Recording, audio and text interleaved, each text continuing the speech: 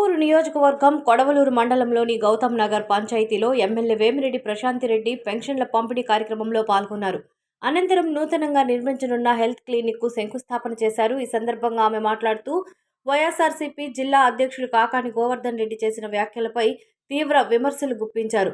మాకు ధనబలం ఉన్నదని నిజమేనని, అయితే ఆ బలాన్ని పేదల అవసరాలు తీర్చడం, ప్రజలకు సేవ చేసే కార్యక్రమాలకు వినియోగిస్తున్నామని స్పష్టం చేశారు. మీరు ఇతరుల డబ్బులతో రాజకీయాలు చేస్తున్నారని ఆరోపించారు.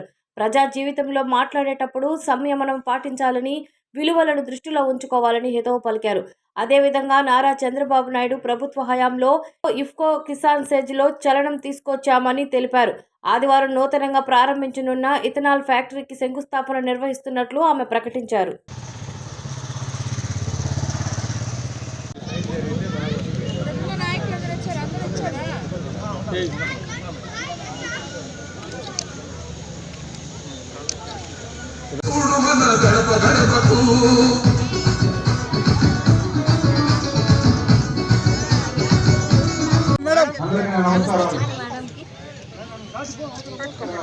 సభా అధ్యక్షత వహించవలసిన నాబాయి నాయకులు కోరుతున్నాను. బాగుందా మధ్యాహ్నం పూట? యూనిఫామ్ బాగుందా? అన్ని బాగున్నాయా?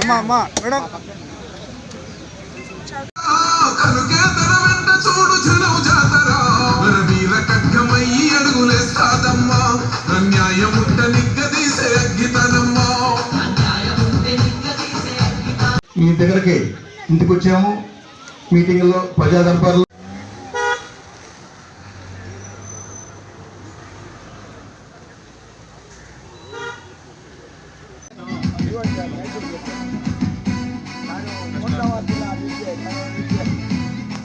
ఎంతో సంతోషపడుతుంటాం మేడం. Thank you madam. మేము నీతో పనిచేయటం మాకు చాలా లోటుగా ఉంది మేడం. అంటే అనుకునే సాధించలేకపోయినా మేడం.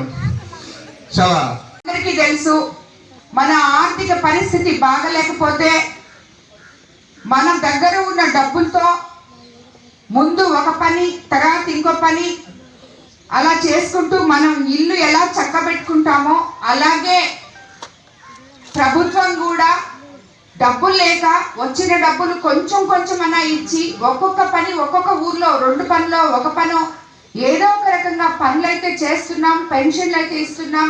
కొత్త పెన్షన్లు రాబోయే రోజుల్లో తప్పకుండా ఇస్తాం. ఇవన్నీ కాకుండా మీరు నిన్న మొన్న చూస్తుంటారు, నేను అసెంబ్లీలో కూడా మాట్లాడడం జరిగింది. మీకు అందరికీ ఇళ్ళు కావాలి అని.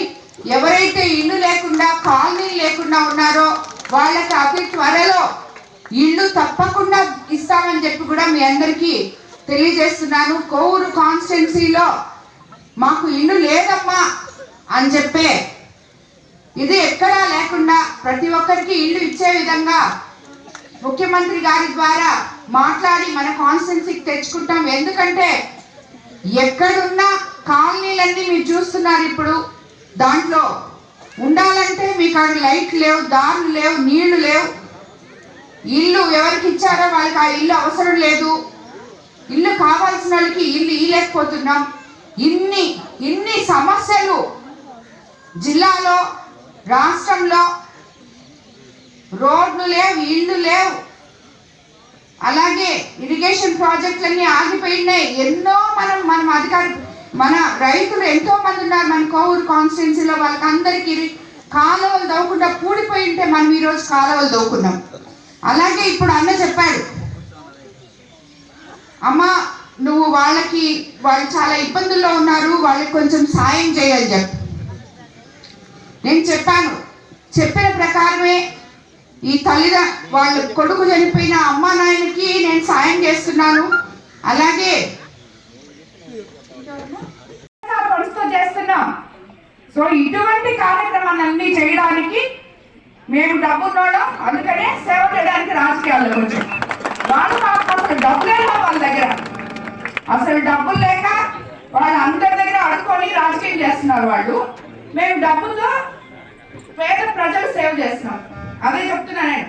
ఇలాంటి మాటలు ఇంకోసారి మాట్లాడవాకండి. మీరు చేసే తప్పులకి మీరు శిక్షలు ఎంచుకుంటున్నారు. ఇందులో నా ప్రమేయం ఏం లేదు. మీరు మీ కూతుర్ని ముందు పెట్టి రాజకీయం చేస్తున్నారు. రాబోయే రోజుల్లో ఒక మహిళ నీ ఇంట్లో నుంచి కూడా రాజకీయాలకు వచ్చింది కాబట్టి ఏం మాట్లాడుతున్నావో ఎవరి గురించి మాట్లాడుతున్నావో ఆలోచించి మాట్లాడు.